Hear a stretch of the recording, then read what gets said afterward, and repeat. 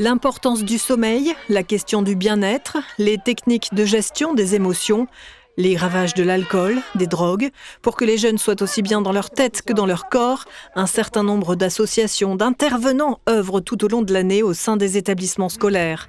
Des élèves aussi s'impliquent au travers de leur formation. Il s'agissait de mettre tout ce monde en avant, aujourd'hui à la cité Amiral Bouvet, au lendemain d'un drame national, le meurtre d'une surveillante par un élève. Peut-être qu'il avait un problème mentalement, peut-être, je sais pas, avec quelqu'un. Peut-être qu'il n'allait pas bien dans sa vie à la maison. Mais peut-être qu'il avait un problème contre la surveillante.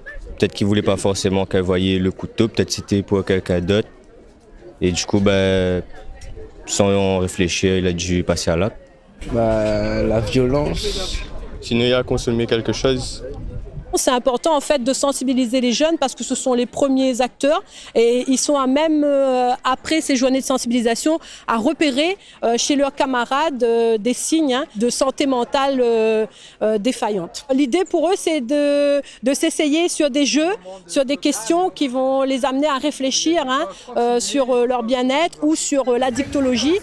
Pour bâtir un climat de confiance et de réussite, l'Académie incite les établissements à multiplier les actions de prévention en faveur de la santé. Ce matin, 11 établissements supplémentaires se sont ainsi vus remettre le label EduSanté. Au total, ils sont 30 établissements dans l'île, comme le collège La Bourdonnais, qui progresse dans son plan d'action.